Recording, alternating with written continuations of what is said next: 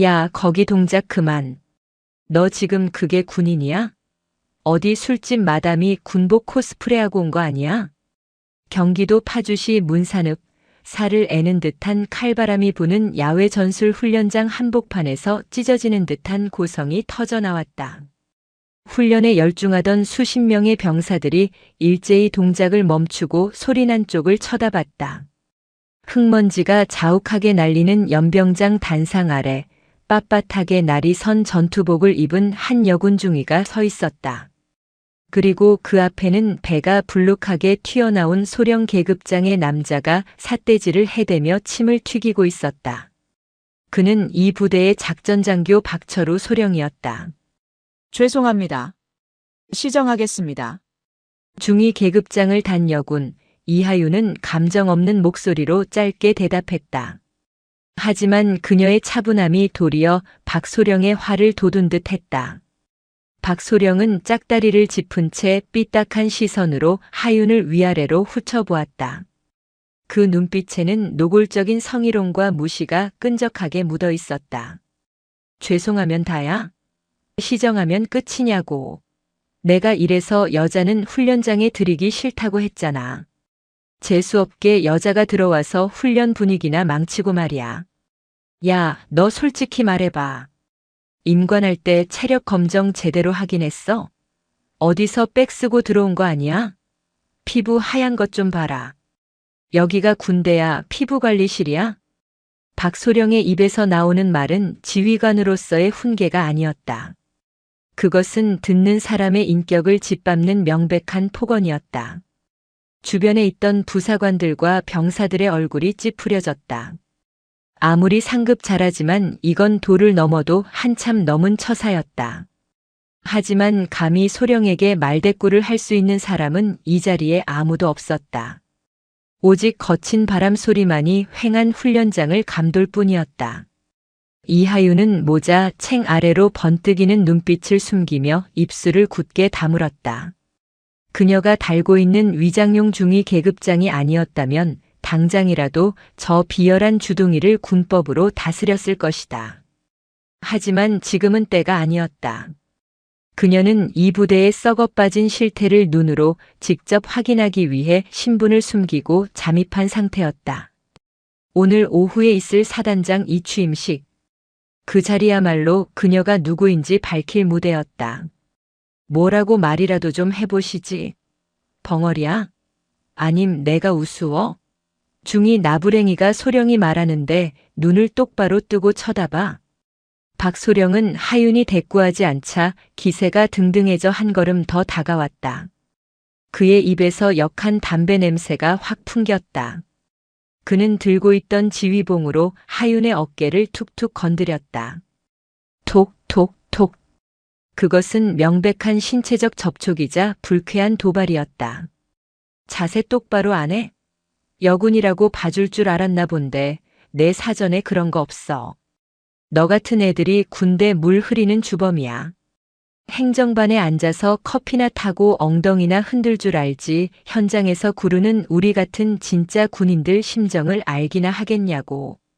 하윤의 눈썹이 꿈틀했다. 커피? 엉덩이? 그녀는 대한민국 육군 내에서도 가장 훈련 강도가 높다는 특수전 사령부에서 잔뼈가 굵은 인물이었다. 여군 최초로 최정예 요원 자격을 따냈고 해외 파병지에서 실전을 겪으며 생사를 넘나들었던 베테랑 중의 베테랑이었다. 그런 그녀에게 고작 커피 타령이라니. 하윤은 속에서 끓어오르는 실소를 간신히 삼켰다.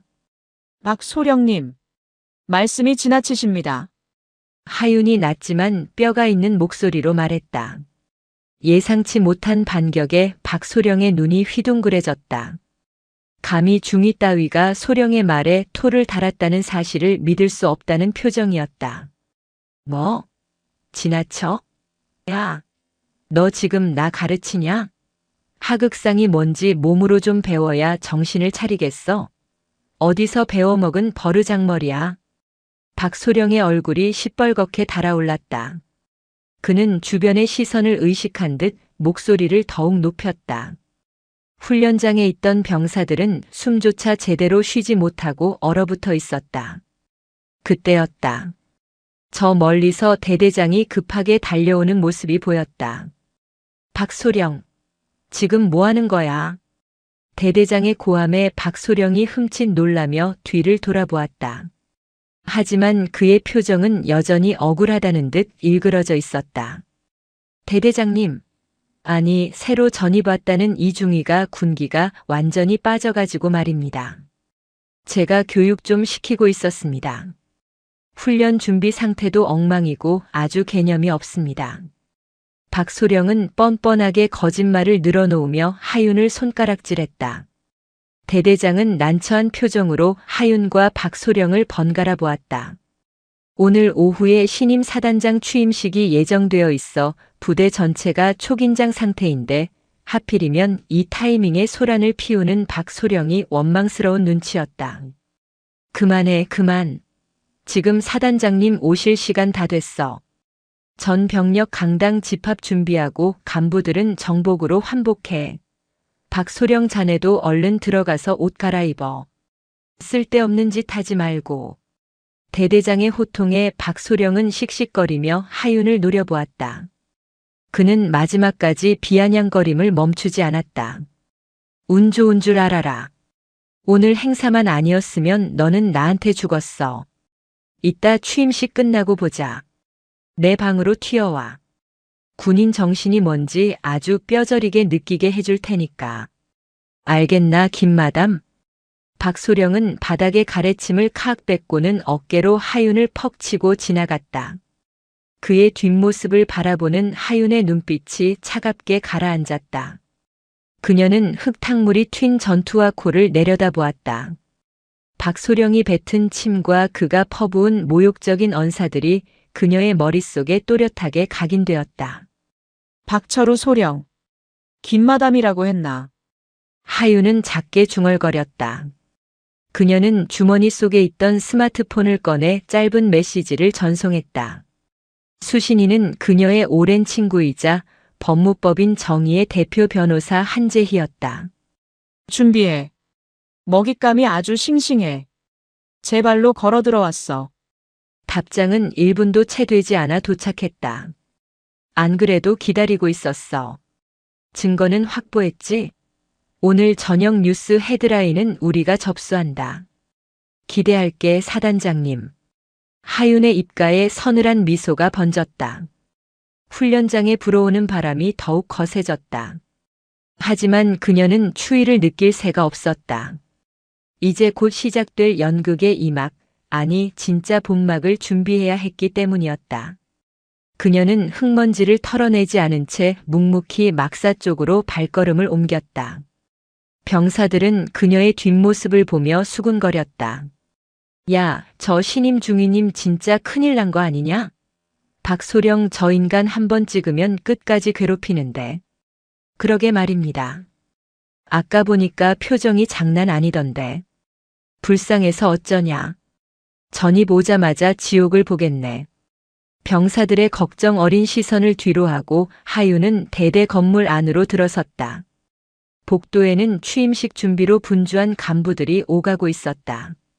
개 중에는 하윤을 보고 힐끔거리며 비웃는 이들도 있었다. 박소령이 벌써 입을 놀린 모양이었다.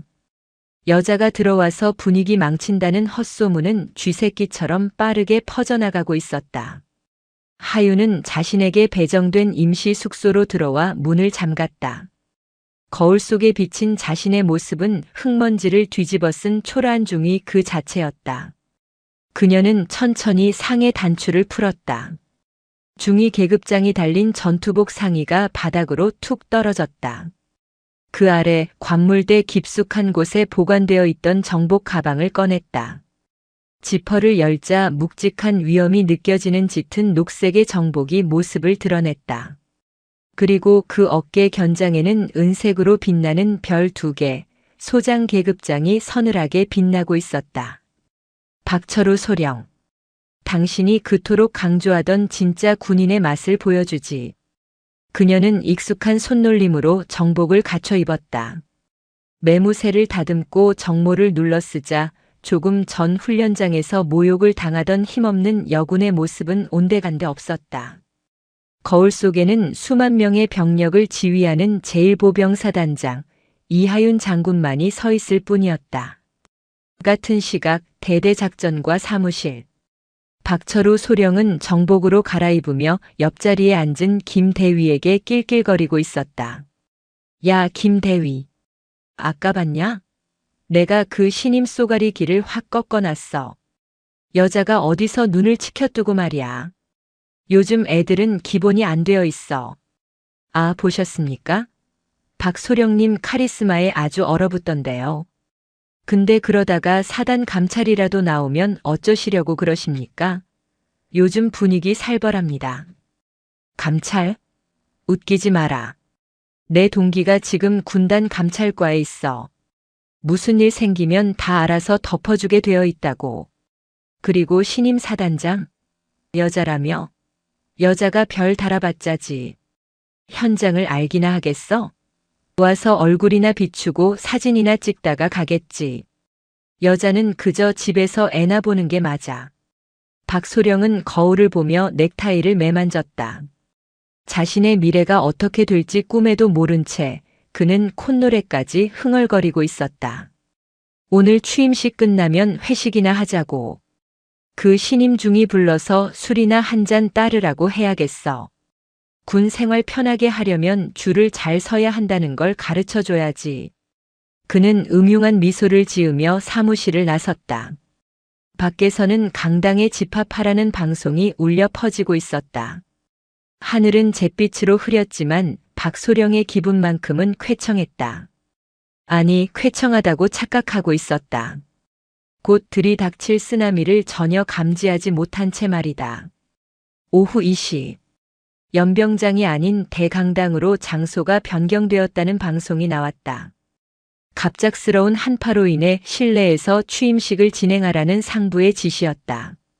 수백 명의 장병들이 강당을 가득 메웠고 단상 위에는 화려한 꽃장식과 함께 태극기가 걸려 있었다. 맨 앞줄에는 연대장과 대대장 그리고 주요 참모들이 도열해 있었다. 박소령 역시 그 줄 끝자락에 서서 지루하다는 듯 하품을 참으며 손목시계를 쳐다봤다. 아, 진짜 늦네. 빨리 하고 끝내지. 다리 아파 죽겠구만. 그가 투덜거리던 찰나 강당 내의 조명이 살짝 어두워지며 사회자의 힘찬 목소리가 스피커를 찢을 듯 울려 퍼졌다. 지금부터 제1보병사단장 취임식을 거행하겠습니다. 부대 차렷. 좌중의 소란스러움이 일순간에 멈추고 팽팽한 긴장감이 감돌았다. 군악대의 웅장한 연주가 시작되었고 강당 입구의 거대한 문이 서서히 열렸다.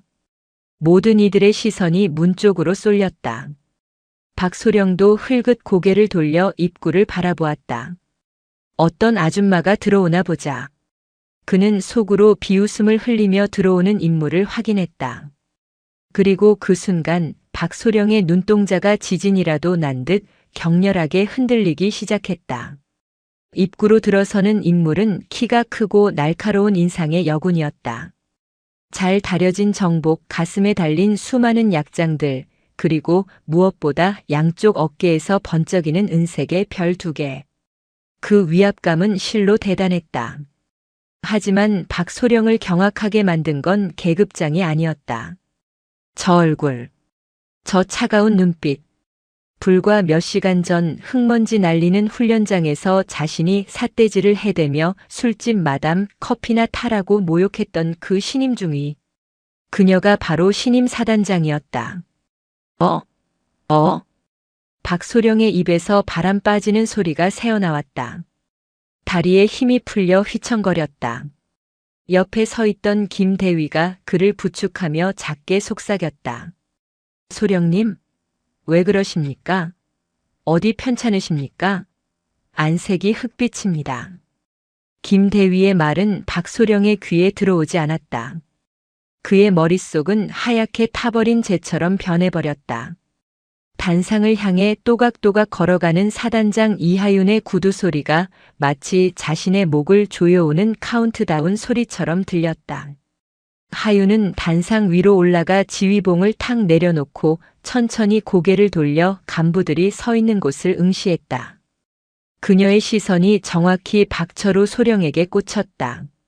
매서운 독수리가 도망칠 곳 없는 쥐새끼를 발견한 듯한 섬뜩하고도 강렬한 눈빛이었다. 하윤의 인매가 살짝 비틀리며 박소령만이 알아볼 수 있는 서늘한 미소를 지어 보였다. 그녀의 입모양이 천천히 움직였다. 소리는 들리지 않았지만 박소령은 그 말을 똑똑히 읽을 수 있었다. 안녕, 박소령. 박철우의 얼굴은 순식간에 시신처럼 창백해졌다. 그는 자신이 파놓은 무덤 앞에 서 있는 꼴이었다. 등줄기를 타고 식은 땀이 비 오듯 쏟아져 내렸다. 심장이 터질 듯이 쿵쾅거렸다. 이제 곧 지옥문이 열릴 차례였다. 단결. 제1보병사단장 소장 이하윤 12월 16일부로 본직을 명받았습니다. 이에 신고합니다. 마이크를 타고 흐르는 이하윤 사단장의 목소리는 차분했지만 강당 전체를 쩌렁쩌렁하게 울릴 만큼 힘이 있었다. 수백 명의 장병들이 숨죽인 채 단상을 올려다보았다. 단상 아래 맨 뒷줄 박철우 소령은 마치 도살장에 끌려온 소처럼 부들부들 떨고 있었다. 그의 곁에 선 김대위가 걱정스러운 눈빛으로 그를 툭 쳤지만 박소령의 감각은 이미 마비된 상태였다. 귓가에는 이명 소리가 삐기하고 들려왔고 눈앞의 사단장은 거대한 산처럼 자신을 짓누르는 것 같았다. 하윤은 취임사를 낭독하기 전 단상에 놓인 물을 한 모금 마셨다. 그리고 천천히 고개를 들어 좌중을 둘러보았다. 그녀의 시선이 스쳐 지나갈 때마다 간부들은 저도 모르게 마른 침을 삼켰다. 취임사에 앞서 오늘 제가 부대에 들어오면서 겪었던 아주 흥미로운 일화 하나를 여러분과 나누고 싶습니다. 하윤의 입에서 흥미로운 일화라는 말이 나오자마자 박소령의 심장이 덜컥 내려앉았다. 제발 아니기를, 제발 그 이야기가 아니기를 빌었지만 하윤의 입꼬리는 잔혹하게 올라가 있었다. 오늘 오전 저는 부대 현황을 있는 그대로 파악하고자 중위 계급장을 달고 예하 대대 훈련장을 방문했습니다. 그곳에서 참으로 놀라운 광경을 목격했습니다. 한 영관급 장교가 훈련 준비보다는 새로 전입 온 여군 장교의 외모를 품평하고 커피 심부름이나 하라며 호통을 치고 있더군요. 강당 안이 술렁이기 시작했다. 여기저기서 웅성거리는 소리가 들려왔다. 저 미친 진짜야? 어떤간 큰 놈이? 와, 사단장인 줄 모르고 그랬다고. 그 새끼 인생 종쳤네. 병사들과 간부들의 수군거림이 파도처럼 퍼져나갔다. 하윤은 잠시 말을 멈추고 반응을 지켜보다가 다시 마이크를 잡았다. 목소리는 더욱 차갑게 가라앉아 있었다. 그 장교는 저에게 이렇게 말했습니다. 여자가 재수없게 들어와서 훈련 분위기 망친다. 여기가 군대냐, 피부관리실이냐, 심지어는 저를 김마담이라고 부르더군요.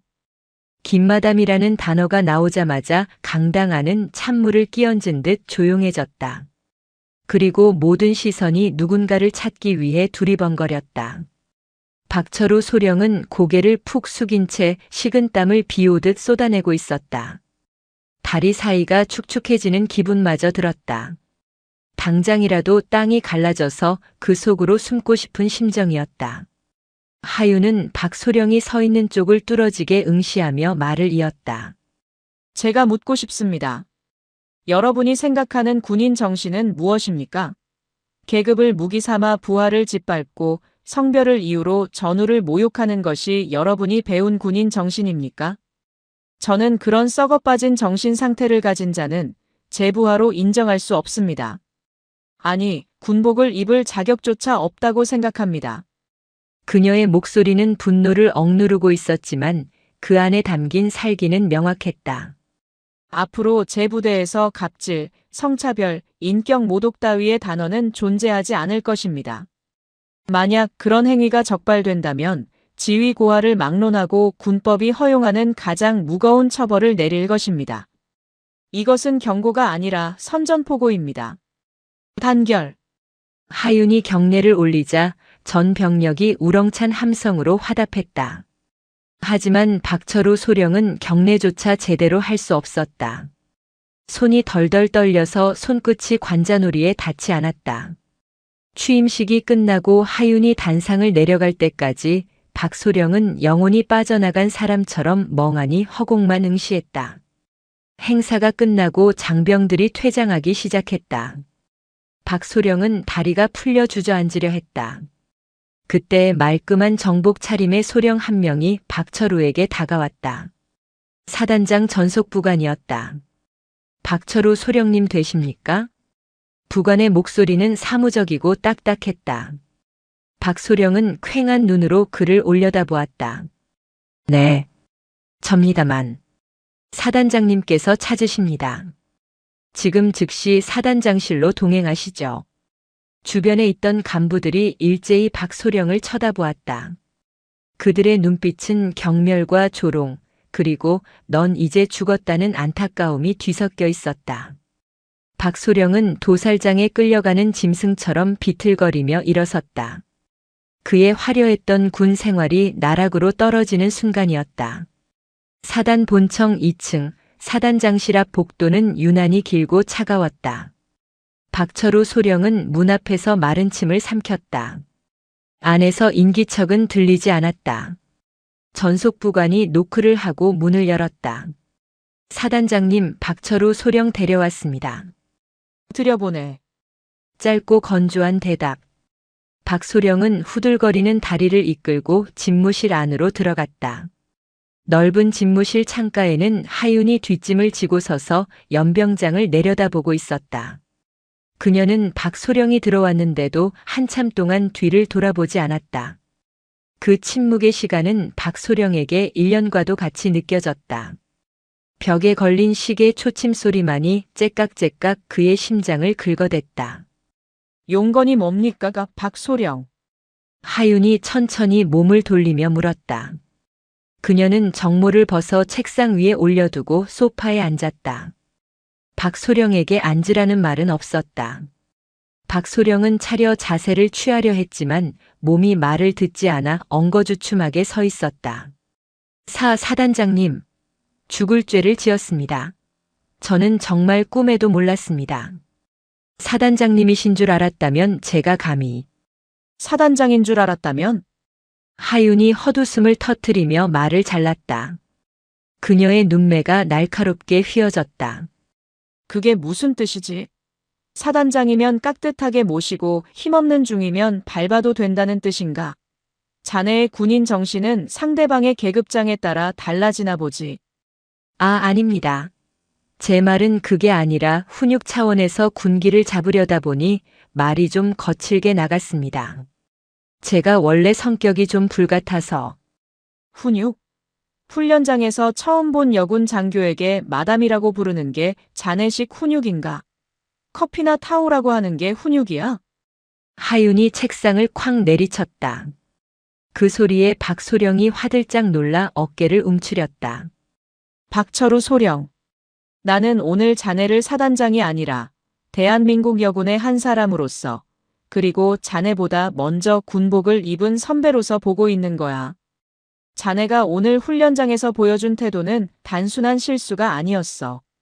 그건 습관이고 자네의 썩어빠진 인성이 그대로 드러난 거야. 하윤은 책상 서랍에서 녹음기 하나를 꺼내 재생 버튼을 눌렀다. 지직거리는 소음과 함께 박소령의 목소리가 흘러나왔다. 야, 김마담. 오늘 취임식 끝나고 내 방으로 튀어와. 군인 정신이 뭔지 뼈저리게 느끼게 해줄 테니까. 아까 대대장이 말리고 난 뒤 하윤의 귀에 대고 속삭였던 그 협박. 하윤은 이미 그 순간부터 녹음을 하고 있었던 것이다.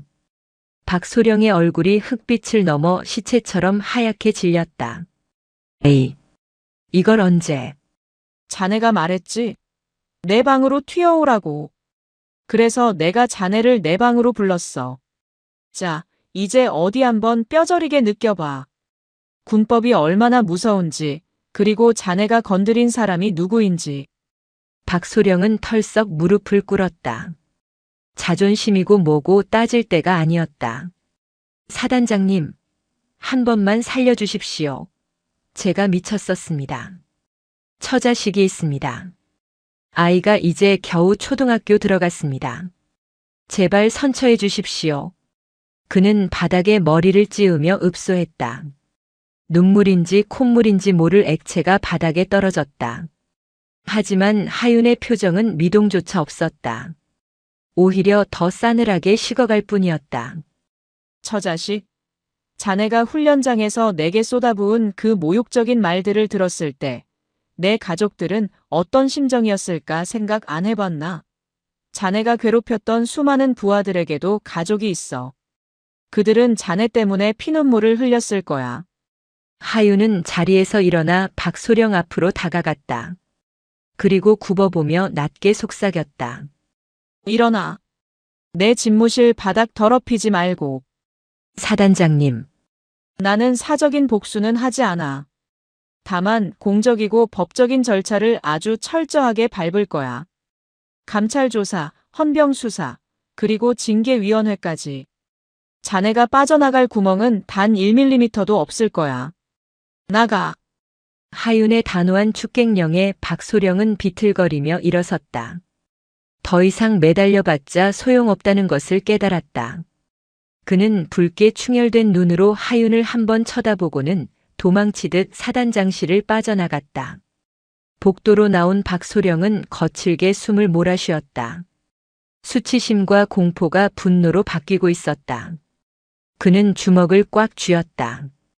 이대로 당할 수는 없었다. 밥줄이 끊길 위기였다. 두고 봐. 여자라고 얕봤더니 아주 기고만장하구만. 나도 가만히 당하고만 있지는 않아. 그는 떨리는 손으로 휴대전화를 꺼냈다. 단축번호 1번. 그의 군 생활 내내 뒤를 봐주었던 든든한 동아줄, 군단 감찰과에 있는 동기 최중령이었다. 최중령. 나야 철우. 야, 나 지금 진짜 급한 일 생겼어. 아니, 어떤 미친 여자가 사단장으로 왔는데 나를 표적 수사하겠다고 난리야. 내가 좀 도와줘야겠다. 야, 우리 사이에 1억이냐? 술 한 잔 살게. 아니, 거하게 쏠 테니까 제발 좀 막아줘. 박소령은 복도 구석에 숨어서 통화를 하며 비열한 미소를 지었다. 아직 끝난 게 아니라고 자신에게는 인맥이라는 무기가 있다고 믿고 있었다. 하지만 그는 모르고 있었다. 그가 잡으려는 그 동아줄이 이미 썩어 문드러져 끊어지기 직전이라는 사실을.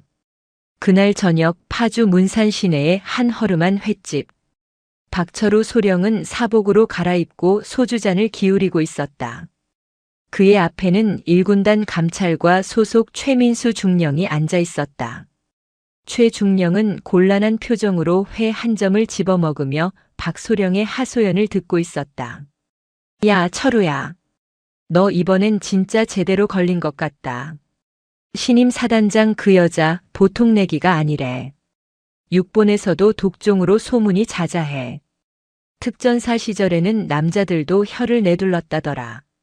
아, 그러니까 내가 좀 힘 좀 써보라고. 감찰 조사 나올 때 적당히 무마해주면 되잖아. 내가 섭섭지 않게 챙겨줄게. 응? 우리가 남이냐? 박소령은 술 기운을 빌려 최중령의 손을 덥석 잡았다. 최중령은 슬그머니 손을 빼며 주위를 살폈다.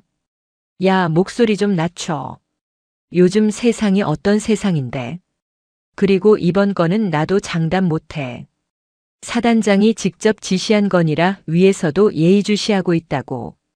야, 이 새끼야. 내가 작년에 횡령건 터졌을 때 내가 입 다물어준 거 잊었어? 이제 와서 발 빼시겠다. 박소령의 눈이 뒤집혔다. 궁지에 몰린 쥐가 고양이를 무는 격이었다. 최중령의 표정이 굳어졌다. 약점이 잡혀있는 최중령으로서는 박소령을 완전히 무시할 수도 없는 노릇이었다. 알았어. 진정해. 일단 내가 조사관들한테 언질은 줄게. 최대한 가볍게 넘어가도록 유도는 해보는데 너도 처신 잘해라. 괜히 또 꼬투리 잡히지 말고. 그래, 역시 친구밖에 없다. 고맙다. 내가 이번만 넘기면 진짜 조용히 살게. 박소령은 안도의 한숨을 내쉬며 소주를 들이켰다. 최중령이 손을 써준다면 정직이나 감봉 정도로 끝날 수도 있을 거라는 헛된 희망을 품었다. 그는 2차를 가자며 최중령을 끌고 밖으로 나왔다.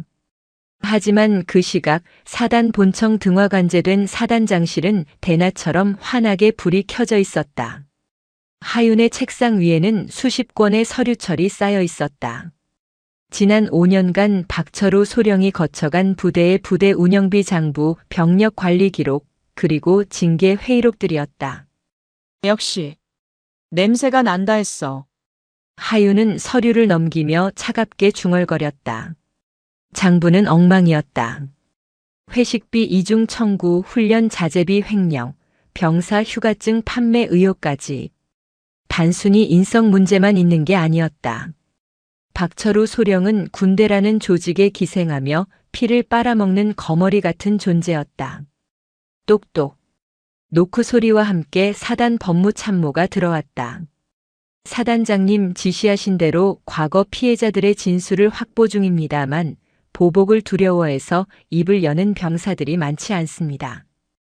박소령이 워낙 악질이라 전역한 병사들도 엮이기 싫어합니다. 예상했던 바야. 그래서 외부 전문가를 불렀지. 하윤은 책상 위에 놓인 명함 하나를 법무참모에게 건넸다. 법무법인 정의 대표 변호사 한재희. 내 친구이자 이 바닥에서 불도저로 통하는 변호사야. 군 내부 조사는 자네가 맡고 밖에서 피해자들을 모으고 여론을 만드는 건 이 친구가 맡을 거야. 안팎으로 조여 들어가면 박소령도 그리고 그 뒤를 봐주는 세력도 버티지 못할 거야. 하윤의 눈빛이 매섭게 빛났다.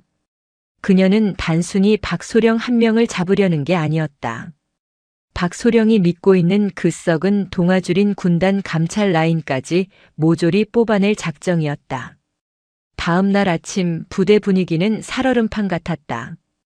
박소령은 숙취에 찌든 얼굴로 출근했다. 최중령이 도와주기로 했으니 별일 없을 거라 자위하며 사무실에 앉아 있었다. 그때였다. 행정반 문이 벌컥 열리며 정복을 입은 헌병 수사관들과 감찰 장교들이 들이닥쳤다. 작전장교 박철우 소령님 되십니까? 네, 그런데요. 무슨 일이시죠? 박소령은 짐짓 태어난 척 물었지만 목소리는 떨리고 있었다. 사단장님 특별 지시로 긴급 압수수색을 진행합니다. 박소령님의 개인 PC와 서류 일체를 확보하겠습니다. 그리고 지금 즉시 헌병대로 동행해 주셔야겠습니다. 뭐? 압수수색? 야, 너네 미쳤어? 내가 누군지 알아? 영장은 있어. 박소령이 고래고래 소리를 질렀다. 하지만 수사관들은 눈 하나 깜짝하지 않았다. 군사법원에서 발부한 정식 압수수색 영장입니다. 협조하지 않으시면 공무집행방해로 추가 입건될 수 있습니다. 비켜주십시오. 수사관들이 박소령을 밀치고 책상을 뒤지기 시작했다. 서랍에서 비밀 장부와 USB가 쏟아져 나왔다. 박소령은 털썩 주저앉았다.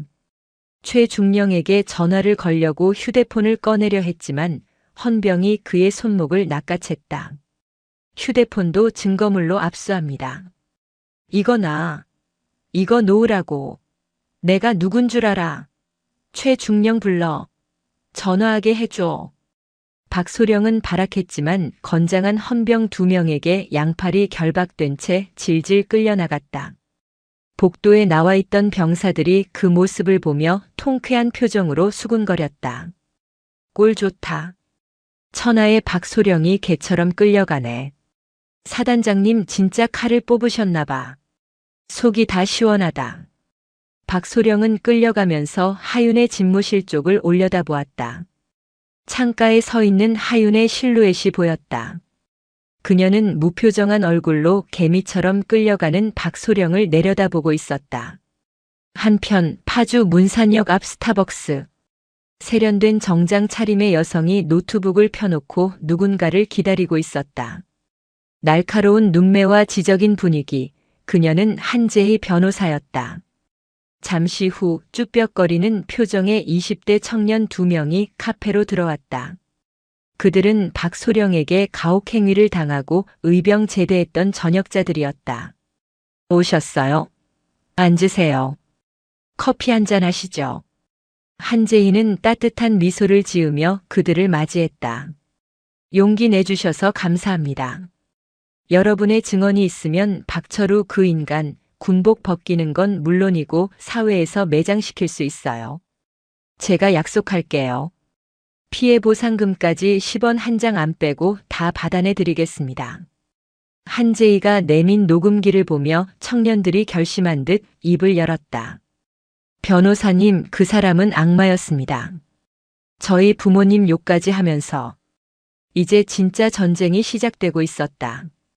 군대 안에서는 사단장 이하윤이, 밖에서는 변호사 한재희가 박철우의 목을 조여오고 있었다. 박소령이 믿었던 썩은 동아줄은 이미 불타오르고 있었다. 파주 문산역 인근 차가운 겨울바람이 창문을 때리는 낡은 상가 2층의 한 프랜차이즈 카페. 점심시간이 지났음에도 구석 자리는 팽팽한 긴장감으로 가득 차 있었다. 세련된 베이지색 정장을 차려입은 한 여자가 서류 가방에서 노트북을 꺼내 탁자 위에 올려놓았다. 그녀는 법무법인 정의의 대표 변호사이자 이하윤 사단장의 중마고우 한재희였다. 그녀의 맞은편에는 군복이 아닌 허름한 점퍼 차림의 20대 남성 2명이 고개를 푹 숙인 채 앉아 있었다. 그들의 손은 미세하게 떨리고 있었다. 그들은 박철우 소령 밑에서 복무하다가 정신적인 충격을 이기지 못하고 의병 제대하거나 억울한 누명을 쓰고 영창을 다녀온 피해자들이었다. 먼 길 오시느라 고생 많으셨습니다. 김민재 씨 그리고 최동훈 씨 맞으시죠? 제이가 부드러우면서도 단단한 목소리로 침묵을 깼다. 김민재라 불린 청년이 떨리는 손으로 아이스 아메리카노 빨대를 만지작거리며 힘겹게 입을 열었다. 변호사님, 정말 그 인간, 박철우 소령을 잡을 수 있는 겁니까? 그 사람은 악마입니다. 저희가 예전에 국방 헬프콜에 신고하려고 했을 때도 귀신같이 알아내서는 행정반으로 불러서 너희 부모님 직장까지 찾아가서 가만 안 둔다고 협박했던 사람이에요. 아직도 그 사람 목소리만 생각하면 심장이 뜁니다. 민재의 목소리에는 여전한 공포가 짙게 서려 있었다. 제이는 핸드백에서 명함 한 장을 꺼내 그들의 앞자리에 놓았다. 그리고 녹음기를 켜며 그들의 눈을 똑바로 응시했다. 걱정하지 마세요. 이번엔 상황이 다릅니다. 지금 1사단 사단장님이 직접 칼을 빼드셨거든요. 그분이 누군지 아시죠? 박소령이 건드린 그 신임 사단장입니다. 그리고 제가 약속드릴게요. 박철우 그 인간이 2번 다시 대한민국 땅에서 군복을 입지 못하게 하는 건 물론이고 그동안 여러분이 겪었던 지옥 같은 시간에 대한 피해 보상금 10원 한 장까지 탈탈 털어서 받아내 드리겠습니다. 저 이 바닥에서 한번 물면 뼈까지 씹어먹는 독사로 유명하거든요. 제희의 자신감 넘치는 태도와 강렬한 눈빛에 두 청년의 눈동자가 조금씩 흔들렸다. 그들은 서로의 얼굴을 한번 쳐다보더니 결심한 듯 고개를 끄덕였다. 최동훈이 주머니 깊숙한 곳에서 꼬깃꼬깃한 휴지에 쌓인 USB 하나를 꺼내 테이블 위에 조심스럽게 올려놓았다. 이거. 제가 대대 군수과 개원으로 있을 때 박소령이 시켜서 억지로 조작했던 이중 회계 장부 원본 파일입니다. 혹시 몰라서 제대할 때 목숨 걸고 몰래 백업해뒀어요. 그리고 그 폴더 안에 박소령이 술 먹고 병사들 집합시켜서 욕설하고 때리는 음성 녹음 파일도 들어있습니다. 제희의 눈이 번쩍 빛났다. 이것은 결정적인 증거였다. 단순히 모욕죄나 명예훼손을 넘어 업무상 횡령과 특수폭행이라는 중범죄를 입증할 스모킹건이었다. 훌륭합니다. 정말 큰 용기 내주셨어요. 이 USB 하나가 그 사람의 목줄을 완벽하게 끊어놓을 겁니다. 제이는 즉시 노트북을 열어 파일 내용을 확인했다. 화면에 뜬 엑셀 파일과 수십 개의 녹음 목록을 보는 그녀의 입가에 서늘한 미소가 번졌다. 파일 속에는 박소령이 부대 운영비와 식재료 납품 업체의 리베이트를 빼돌려 유흥비로 탕진한 내역이 적나라하게 기록되어 있었다. 심지어 병사들에게 지급되어야 할 복지비까지 건드린 정황이 포착되었다. 이 정도면 군사법원이 아니라 민간 법원에서도 징역형이 나올 수준이네요. 김민재 씨, 최동훈 씨. 이제 여러분은 더 이상 숨어 지내야 할 피해자가 아닙니다. 정의를 심판하는 증인입니다. 저만 믿고 따라오세요. 오늘 밤 세상이 뒤집힐 겁니다. 제이는 즉시 하윤에게 짧은 문자를 보냈다. 스모킹 건 확보 완료. 횡령, 폭행, 협박 3종 세트야. 이제 터트리기만 하면 돼. 그 시각 부대 내 간부 독신자 숙소 BOQ. 박철우 소령은 좁은 방 안을 뱅뱅 돌며 손톱을 물어뜯고 있었다. 헌병대에서 1차 조사를 받고 풀려나긴 했지만 증거 인멸 및 도주 우려가 없으니 일단 영내 대기하라는 명령을 받은 상태였다. 휴대폰은 압수당했고 방 안에는 숨막히는 정막만이 감돌았다. 그는 불안감에 미칠 것만 같았다. 믿었던 군단 감찰과 최중령은 연락이 되지 않았다. 아니, 연락할 방법이 없었다. 젠장. 그 USB. 그게 걸리면 끝인데. 박소령의 머릿속에 번개처럼 스치는 기억이 있었다. 행정반 자신의 책상 서랍 깊숙한 곳, 바닥 판자를 드러내면 나오는 비밀 공간. 그곳에 숨겨둔 비자금 통장과 또 다른 거래 내역이 담긴 수첩. 낮에 헌병들이 압수수색을 했지만 그 비밀 공간까지는 찾아내지 못했을 가능성이 높았다. 만약 내일 2차 정밀 수색이 들어오면 그것마저 발각될 것이 뻔했다. 지금 가야 해. 지금 가서 없애버려야 해. 벽시계는 새벽 2시를 가리키고 있었다. 밖은 칠흑 같은 어둠에 잠겨 있었다. 박소령은 조심스럽게 방문을 열고 복도를 살폈다. 당직 사관의 순찰 시간이 지난 직후였다. 그는 검은색 트레이닝복 모자를 깊게 눌러쓰고 숙소를 빠져나왔다. 파주의 살인적인 밤바람이 뼛속까지 스며들었지만 추위를 느낄 겨를이 없었다. 심장이 터질 듯이 쿵쾅거려 식은땀이 흘렀다. 그림자처럼 은밀하게 움직여 대대본청 건물 뒤편 비상구에 도착했다. 다행히 잠겨있지 않았다. 그는 익숙한 지형지물을 이용해 CCTV 사각지대를 골라 이동했다. 작전장교로서 부대 내 감시 카메라의 위치와 회전 반경을 꿰뚫고 있다는 점이 유일한 위안이었다. 그래, 내가 이 부대 작전장교야. 감히 나를 가도? 행정반 문을 조심스럽게 열었다. 끼익. 경첩 소리가 유난히 크게 들렸다. 그는 숨을 죽이고 안으로 들어서서 문을 잠갔다. 창문으로 새어 들어오는 희미한 달빛에 의지해 자신의 책상으로 다가갔다. 헌병들에 의해 난장판이 된 책상 위를 보며 이를 갈았다. 감히 내 자리를 이렇게 만들어? 이하윤. 2년 두고 보자. 내가 살아남기만 하면 가만 안 둔다. 내 인맥 다 동원해서 옷 벗겨줄 테니까. 그는 책상 가장 아래 칸 서랍을 빼내고 그 안쪽에 이중 바닥 판자를 칼로 들어 올렸다. 있었다. 누런 대봉투에 담긴 차명 계좌 통장들과 비밀 수첩이 그대로 있었다. 박소령은 안도의 한숨을 내쉬며 봉투를 품에 넣었다. 찾았다. 하느님이 도우셨어. 이제 이것만 소각장에서 태워버리면 증거는 없어. 그가 몸을 돌려나가려는 순간이었다. 찾으시는 게 이건가요? 팍. 갑자기 행정반 전체에 대낮처럼 환한 불이 켜졌다. 눈이 부셔 손으로 얼굴을 가린 박소령의 귀에 또각또각 차갑고 규칙적인 구두 굽소리가 들려왔다. 시야가 확보되자 그는 기겁하며 뒤로 자빠질 뻔했다. 행정반 입구 팔짱을 낀 채 여유롭게 서 있는 사단장 이하윤. 그리고 그 뒤에는 헌병대장과 캠코더를 든 수사관들, 심지어 법무참모까지 도열해 있었다. 사단장님. 박소령은 품에 넣었던 봉투를 엉겁결에 바닥에 떨어뜨렸다. 하윤은 천천히 걸어와 바닥에 떨어진 봉투를 집어들었다. 그녀의 표정은 마치 쥐덫에 걸린 쥐를 보는 고양이처럼 흥미로워 보였다. 증거인멸 시도. 현행범이네요. 박소령, 자네가 작전장교라 CCTV 사각지대를 잘 안다고 생각했겠지? 하지만 내가 오늘 저녁에 사각지대마다 초소형 이동식 감시 카메라를 설치해두라고 지시한 건 몰랐나 보군.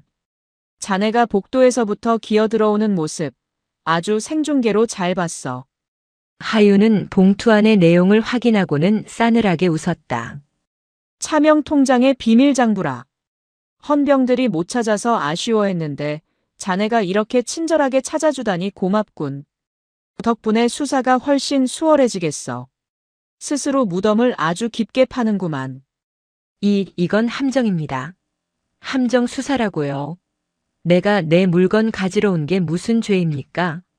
이건 무효야. 박소령은 악을 쓰며 일어났다. 이성은 마비되었고 남은 것은 벼랑 끝에 몰린 짐승의 본능뿐이었다. 그의 눈이 붉게 충혈되어 핏발이 섰다. 함정. 자네는 지금 영내 대기 명령을 어기고 심야에 무단으로 사무실에 침입해서 압수수색 대상이 될 수 있는 주요 범죄 증거물을 은닉하려 했어. 이게 죄가 아니면 뭔가? 그리고 하윤은 손가락으로 천장 구석을 가리켰다. 저기 돌아가고 있는 카메라 보이지? 자네가 들어와서 이하윤 가만 안 둔다. 옷 벗겨버린다고 중얼거린 거 고화질로 다 녹화됐어. 상관 모욕죄 및 협박죄 추가네. 그 순간 박소령의 이성이 툭 끊어졌다. 그는 더 이상 군인도 장교도 아니었다. 그저 발악하는 범죄자일 뿐이었다. 야, 이하윤, 내가 뭔데 날 갈아 말아야. 너 여자라고 내가 봐주니까 기어올라. 내가 누군지 알아? 내 뒤에 누가 있는지 아냐고. 너 같은 건 한 방에 날려버릴 수 있어. 죽여버릴 거야. 박소령이 괴성을 지르며 하윤을 향해 달려들었다. 주먹을 높이 치켜든 그의 모습은 흉물스러웠다. 뒤에 있던 헌병들이 놀라 달려 나오려 했지만 하윤이 더 빨랐다. 그녀는 특전사 시절 수천 번 반복했던 격투 기술을 본능적으로 꺼내 들었다. 달려오는 박소령의 주먹을 가볍게 고개만 까딱해 피한 뒤 그의 팔목을 잡아 비틀며 동시에 오른발로 박소령의 정강이를 정확하게 가격했다. 뼈가 울리는 둔탁한 소리와 함께 박소령이 비명을 지르며 고꾸라졌다. 하윤은 바닥에 쓰러진 박소령의 팔을 꺾어 제압하며 무릎으로 그의 등을 눌렀다. 이게 자네가 무시하던 여군의 실력이야. 덩치만 컸지 기본기도 없는 놈이 어디서 주먹질이야. 곧바로 헌병들이 달려들어 수갑을 채웠다. 바닥에 얼굴이 처박힌 채 팔이 뒤로 꺾인 박소령은 분함과 고통에 몸부림쳤다. 이거 나. 이거 안 나? 내가 누군 줄 알고. 최중령 불러. 전화하게 해줘. 하윤은 제압된 박소령 앞에 쭈그리고 앉아 그의 눈을 똑바로 쳐다보았다. 내가 누구긴. 넌 그냥 현행범이야. 그리고 내 뒤에 있다는 그 사람들. 글쎄, 내일 아침 뉴스 보면 생각이 달라질걸? 하윤은 헌병대장에게 고개를 끄덕였다. 긴급 체포하세요. 증거인멸, 도주시도, 그리고 상관 폭행 미수입니다. 구속영장 청구할 필요도 없겠네요. 바로 영창에 집어넣고 내일 검찰로 넘기세요. 예, 알겠습니다. 끌고 가. 박소령은 개처럼 질질 끌려나갔다. 복도 끝까지 그의 처절한 비명과 욕설이 메아리 쳤다. 하윤은 그 모습을 끝까지 지켜보다가 주머니에서 진동하는 휴대폰을 꺼냈다. 제희였다. 제희야. 잡았어. 아주 화려하게 자폭해주던데. 응, 내가 일부러 틈을 좀 보여줬더니 덥석 물더라고. 증거물도 완벽해. 이제 터트려. 세상 사람들이 다 알게 해줘. 다음 날 아침 대한민국은 발칵 뒤집혔다. 출근길 지하철과 버스, 식당의 TV 화면마다 속보 자막이 붉게 깔렸다. 단독 보도 육군 모부대 피소령, 엽기적인 갑질과 횡령 의혹 신임 여군 사단장에게 마담 발언 충격. 녹취록 공개 피해 장병들 줄줄이 증언 그는 악마였다. 부모 욕설까지. 화면에는 한재희 변호사가 제공한 녹취록이 음성 변조 없이 생생하게 흘러나왔다. 야, 김마담. 내 방으로 튀어와. 군인 정신이 뭔지 뼈저리게. 너네 부모가 그렇게 가르치든 개만도 못한 놈들. 앵커의 격앙된 목소리가 이어졌다. 충격적인 소식입니다. 파주 지역 육군 부대의 영관급 장교가 수년간 부하들에게 폭언과 가혹 행위를 일삼고 수천만 원의 공금을 횡령한 사실이 드러났습니다. 특히 최근 부임한 신임 여군 사단장의 정체를 모른 채 성적인 모욕을 가하는 녹취까지 공개되어 국민들의 공분을 사고 있습니다. 군 검찰은 어젯밤 피소령을 증거인멸 및 상관 폭행 미수 혐의로 긴급 체포했습니다. 화면은 박철우 소령이 어젯밤 헌병들에게 양팔이 붙들려 끌려 나오는 영상으로 바뀌었다. 비록 얼굴에 모자이크 처리가 되었지만 뱃살이 튀어나온 체형과 특유의 걸음걸이 때문에 주변 지인이나 가족이라면 누구나 알아볼 수 있는 모습이었다. 서울의 한 고급 아파트 거실. 박소령의 아내는 멍하니 TV를 바라보고 있었다. 그녀의 손에 들린 커피잔이 바닥으로 떨어져 산산조각이 났다. 쨍그랑. 날카로운 파열음이 집안을 울렸다. 여보?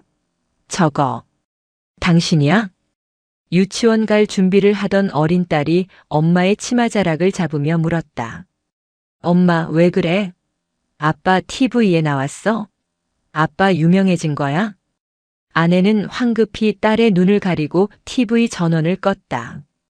그녀의 손은 사시나무 떨듯 떨리고 있었다. 곧이어 식탁 위에 있던 그녀의 휴대폰이 미친 듯이 울리기 시작했다. 친정 식구들, 시댁 식구들, 그리고 동네 학부모들의 전화였다. 철우 엄마 뉴스 봤어? 저거 철우 아빠 아니지? 설마. 언니, 형부 왜 저래? 우리 집 망신이야 정말. 메시지 알림음이 쉴 새 없이 터져 나왔다. 그녀는 머리를 감싸 쥐고 주저앉았다. 남편이 밖에서 대단한 장교 행세를 하며 큰 소리치고 다니는 줄 알았지 이런 파렴치한 인간일 줄은 꿈에도 몰랐던 것이다. 배신감과 수치심이 그녀를 덮쳤다. 같은 시각 국방부 청사. 박소령이 믿었던 최후의 보루, 최민수 중령은 사색이 되어 있었다. 뉴스에서 군단 감찰부 소속 시 중령과의 유착 의혹이라는 멘트가 흘러나왔기 때문이었다. 한재의 변호사가 박소령의 통화 내역을 조회하여 언론의 봐주기 수사 의혹까지 제보한 것이었다. 미친 박철우 이 새끼가 기어이 나까지 물고 늘어져. 최중령의 사무실 문이 거칠게 열리고 국방부 조사본부 수사관들이 들이닥쳤다. 최민수 중령, 직무유기 및 뇌물수수 혐의로 긴급 체포합니다. 잠깐만요. 이건 오해입니다. 박철우가 믿었던 모든 것이 도미노처럼 무너져 내리고 있었다. 육군 교도소 독방. 퀴퀴한 냄새가 나는 좁은 방에 갇힌 박철우는 TV도 없는 그곳에서 밖의 상황을 전혀 모른 채 철창만 붙잡고 고래고래 소리를 지르고 있었다. 이봐요. 나 좀 꺼내줘요. 전화 한 통만 쓰자고. 내가 나가면 다 죽여버릴 거야. 내가 누군지 몰라. 지나가던 교도병이 그를 한심하다는 듯 쳐다보며 차갑게 말했다. 아직도 상황 파악 안 되십니까? 지금 뉴스에 당신 이야기로 도배가 됐습니다. 국민청원까지 올라왔다고요. 그리고 면회 신청도 다 거절당했습니다. 당신 와이프가 방금 변호사 통해서 이혼 소송장 보냈답니다. 조용히 하고 반성이나 하십시오. 뭐? 이혼? 뉴스? 국민청원? 박철우는 그제야 다리에 힘이 풀려 주저앉았다. 자신의 만행이 온 천하에 까발려졌다는 사실, 그리고 이제는 정말 돌아갈 곳이 없다는 공포가 쓰나미처럼 밀려왔다. 그는 차가운 시멘트 바닥에 웅크리고 앉아 짐승 같은 울음소리를 토해냈다. 아, 말도 안 돼. 이건 꿈이야. 하지만 아무리 울부짖어도 그를 동정하는 사람은 아무도 없었다. 부대 안의 병사들은 뉴스를 보며 환호했고 하윤과 제이는 멀리서 피어오르는 파주의 아침 해를 바라보며 승리의 미소를 짓고 있었다. 그것은 악인이 스스로 판 무덤에 들어가는 완벽하고도 통쾌한 인과응보의 시작일 뿐이었다.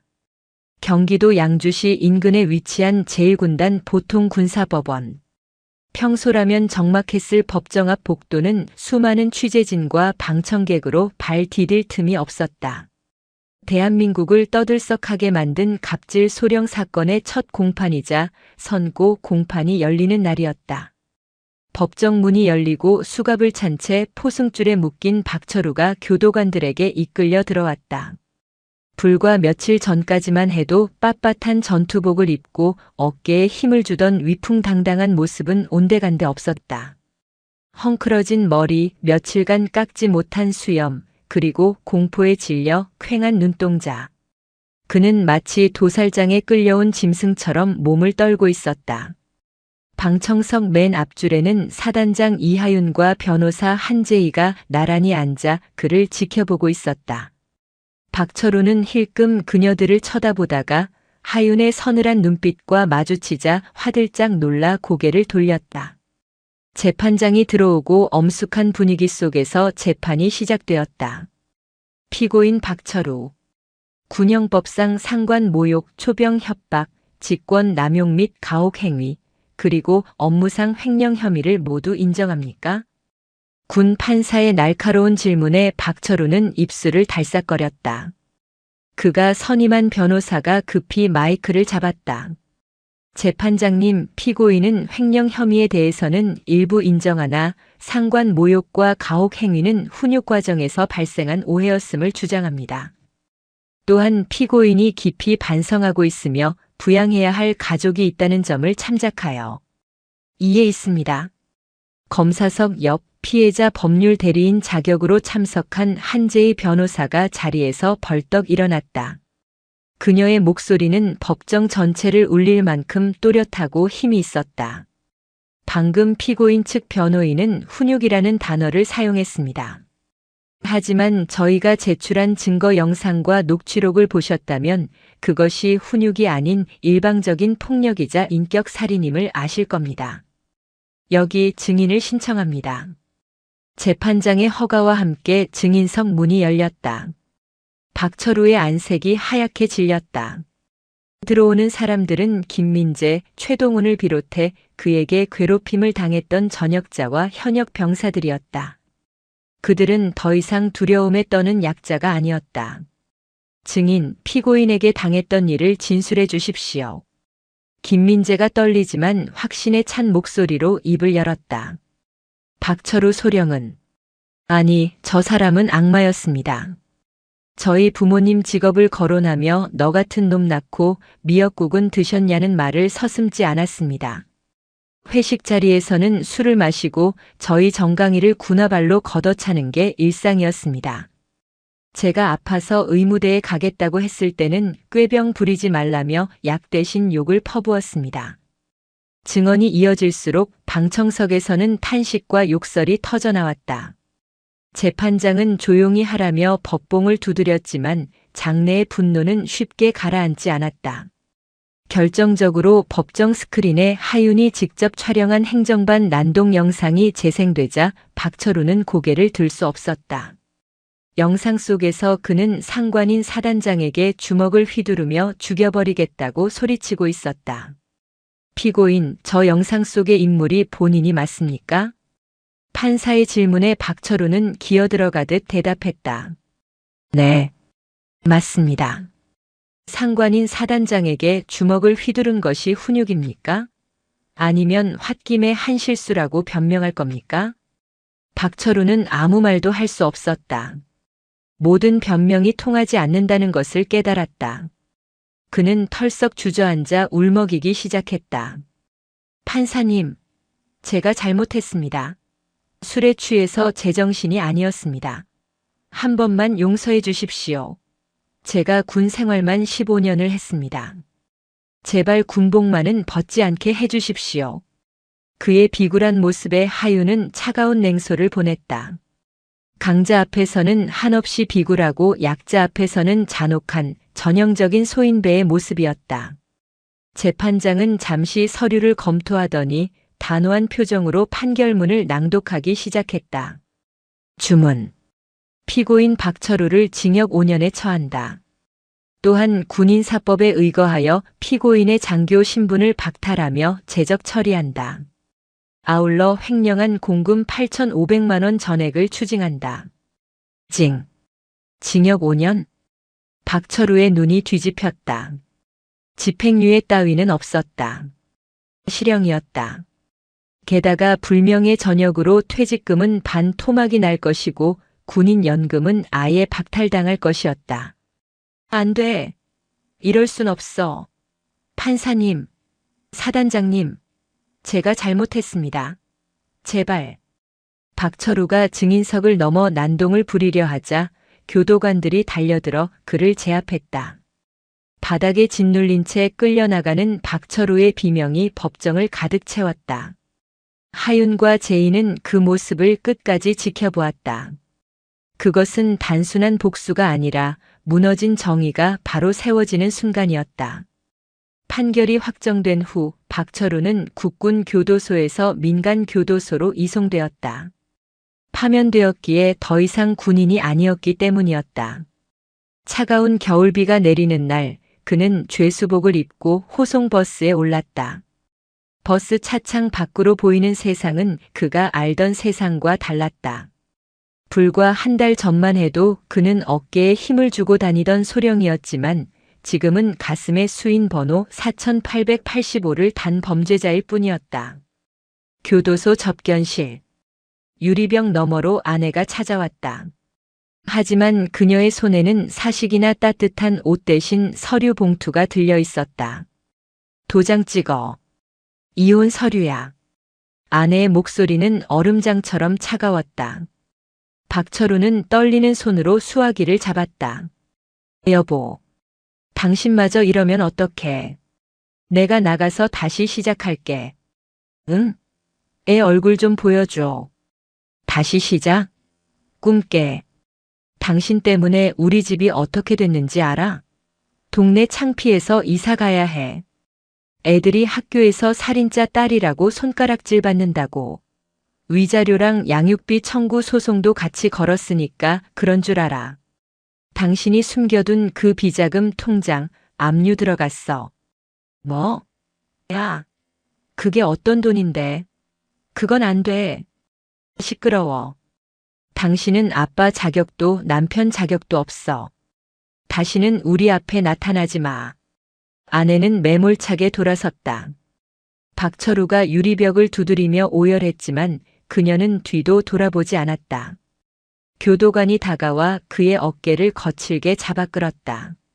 4885번 면회 끝났어. 들어가. 철커덩.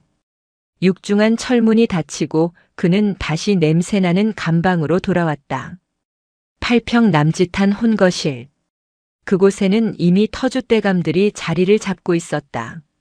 박철우가 들어오자 방장으로 보이는 문신 가득한 사내가 킬킬거리며 웃었다.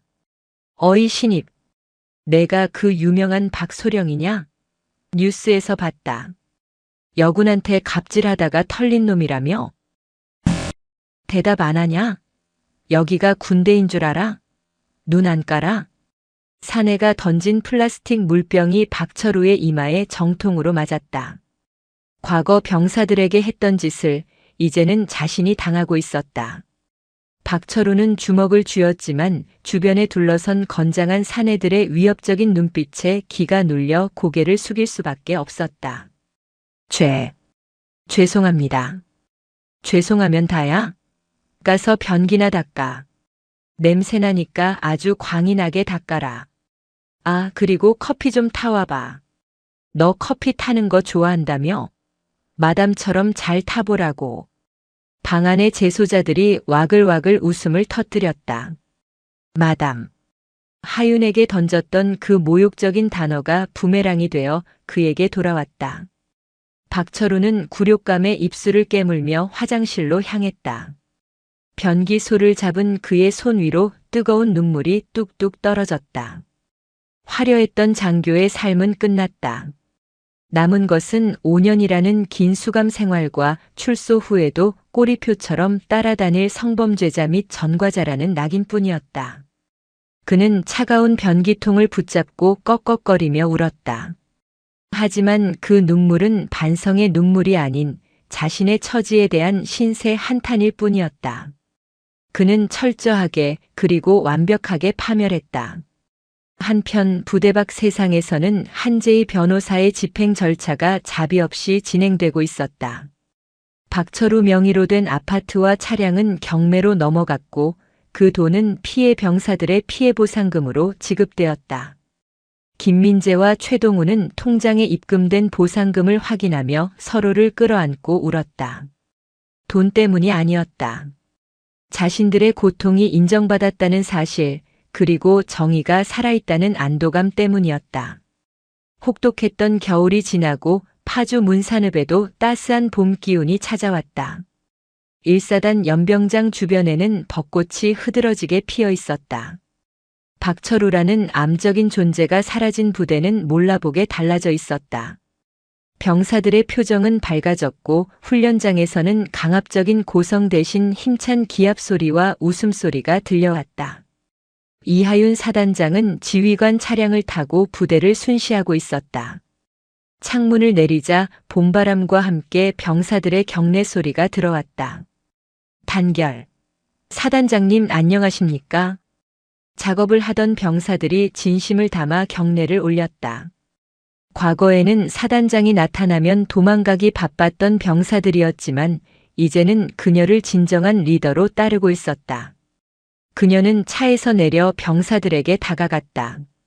고생이 많다. 밥은 맛있었나? 예. 오늘 제육볶음이 아주 맛있었습니다.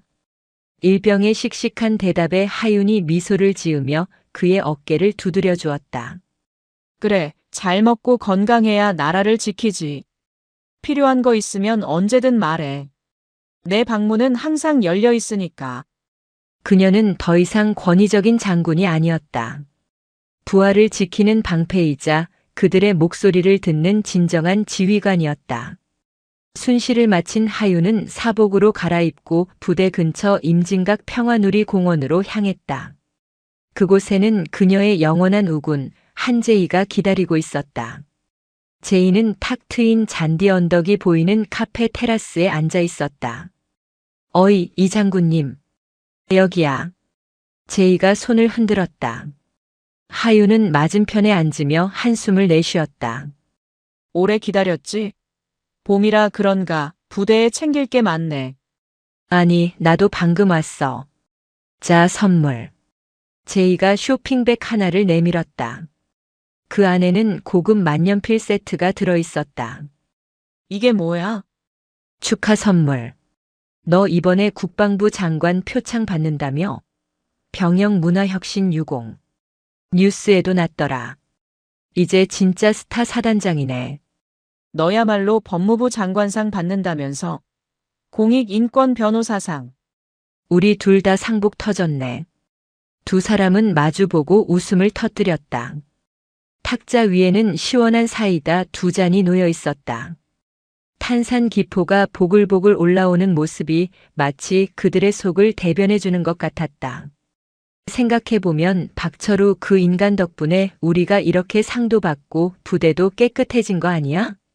고맙다고 면회라도 가야 하나? 제희의 농담에 하윤이 고개를 저었다. 됐어. 그런 인간은 기억에서 지우는 게 상책이야. 그곳에서 평생 자신이 무슨 짓을 했는지 곱씹으며 살겠지. 그것보다 민재 씨랑 동훈 씨는 잘 지내. 응. 민재 씨는 복학해서 공부 열심히 하고 있고 동훈 씨는 작은 사업 시작했대. 둘 다 너한테 너무 감사하다고 나중에 꼭 밥 한 끼 대접하고 싶다더라. 다행이네. 정말 다행이야. 하윤은 사이다 잔을 들어 올렸다. 저 멀리 철책선 너머로 북녘 땅이 희미하게 보였지만 이곳 파주의 바람은 평화롭기만 했다. 재희야. 나 군인 되길 잘한 것 같아. 갑자기 응. 힘이 있다는 게, 권력이 있다는 게 이렇게 쓰일 수도 있잖아. 나쁜 놈들 혼내주고 착한 사람들 지켜주고. 앞으로도 그렇게 살 거야. 내 어깨에 달린 별이 부끄럽지 않게. 하윤의 눈빛은 그 어느 때보다 빛나고 있었다. 재희도 잔을 들어 하윤의 잔에 부딪혔다. 쨍 하는 청아한 소리가 공원 가득 울려 퍼졌다. 그래. 넌 안에서 지켜. 난 밖에서 싸울 테니까. 우리 둘이 합치면 못할 게 뭐가 있겠냐? 이 대한민국에서. 자, 건배하자. 우리의 통쾌한 승리와 앞으로의 정의를 위하여. 위하여. 두 사람은 시원하게 사이다를 들이켰다. 목구멍을 타고 넘어가는 짜릿한 탄산이 가슴속까지 뻥 뚫어주었다. 봄바람이 불어와 두 사람의 머리카락을 기분 좋게 흩날렸다. 악은 멸망했고 정의는 승리했다. 그리고 그녀들의 이야기는 이제야 비로소 진짜 시작되고 있었다. 하윤과 제이가 서로를 마주보며 환하게 웃는 모습을 끝으로 파주의 푸른 하늘 위로 카메라가 멀어지며 소설은 막을 내렸다.